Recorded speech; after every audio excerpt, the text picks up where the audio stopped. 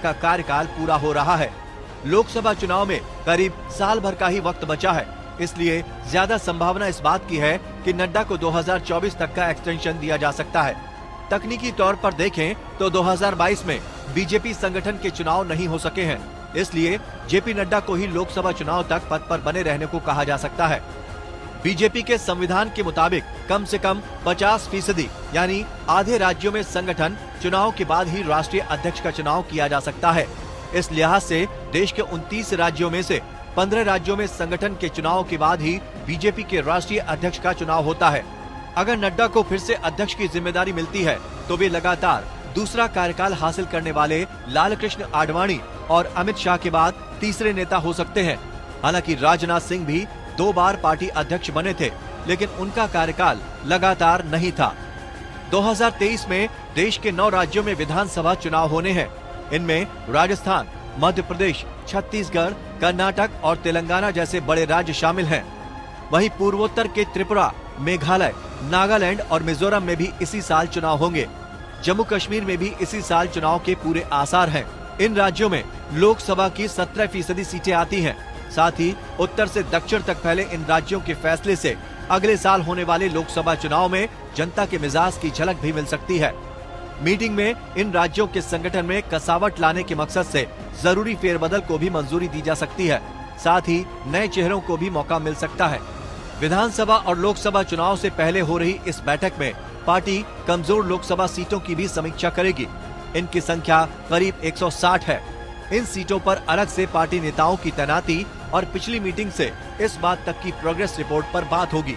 BJP की राष्ट्रीय कार्यकारिणी की इस बैठक में राजनीतिक, आर्थिक प्रस्तावों के साथ ही G20 सम्मेलन से जुड़े कार्यक्रमों और उनमें पार्टी के सांसद विधायकों के साथ कार्यकर्ताओं की भागीदारी पर भी चर्चा होगी।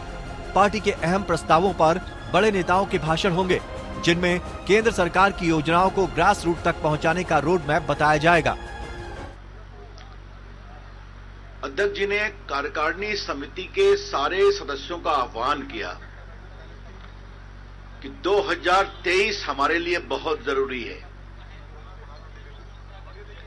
इस साल हमें 9 प्रदेशों में चुनाव को लड़ना है और अगले साल 24 में लोकसभा का चुनाव है। तो उन्होंने सारे राष्ट्रीय कार्यकारिणी के सदस्यों का आह्वान किया कि कमर कसकर लग जाएं, हमें एक भी चुनाव नहीं हारना है। राष्ट्रीय कार्यकारिणी की बैठक में पहुंचने से पहले पीएम मोदी का दिल्ली में रोड शो हुआ। पीएम मोदी का ये रोड शो तय कार्यक्रम के मुताबिक पटेल चौक से शुरू हुआ और संसद मार्ग जयसिंह रोड जंक्शन पहुंचकर संपन्न हुआ। करीब 15 मिनट तक चले इस रोड शो के दौरान बीजेपी के कार्यकर्ताओं की भारी भीड़ देखने को मिली।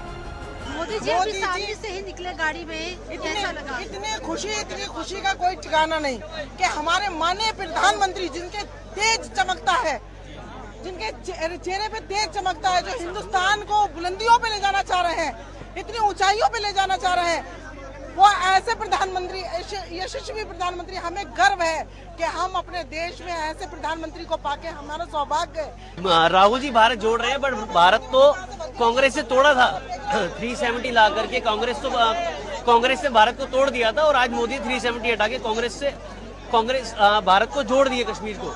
तो भारत तो जोड़ा मोदी जी ने, इन्होंने तो सिर्फ बांटा है, अलग अलग धार्मिक वक्फ बोर्ड बना करके और इश्यूज से लाला के लोगों को जोड़ा। अब ये कॉमन सिविल कोड लाके और अच्छी तरह जोड़ेंगे हम सबको, जो सबको कॉमन कर देंगे। उल्फत खान नाम है। कहाँ से आए? हम ख्याला से आए। यहाँ पर क्यों आए? ख्याला दिल्ली से।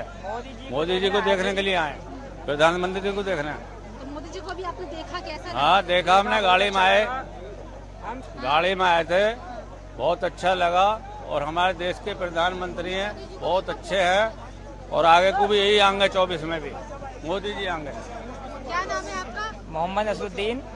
मोदी जी को हम पहले भी मिल चुके हैं एक बार, जब ये अमेरिका से आए थे तब तो बहुत ज्यादा नजदीक से मिले थे। आज थोड़ा दूर से मिले हैं, लेकिन बहुत अच्छा लगा हमें मिलकर और बहुत बेहतरीन और बहुत अच्छे नेता हैं हमारे देश के। हम चाहते हैं मोदी जी ही प्राइम मिनिस्टर रहें 2024 में भी। सुबह से यहाँ पे बैठे हैं, ये पद यात्रा बहुत सफल रहेगी। आने वाले 2024 में मोदी जी ही आएंगे। 2024 के लोकसभा चुनाव को लेकर पीएम मोदी का ये रोड शो और बीजेपी की बैठक मायने रखती है। कहा जा रहा है कि इसी बैठक में पार्टी अपनी रणनीति बनाने जा रही है। आपको बता दें कि गुजरात में ऐतिहासिक जीत दर्ज करने के बाद बीजेपी की ये पहली बैठक है। Bureau report.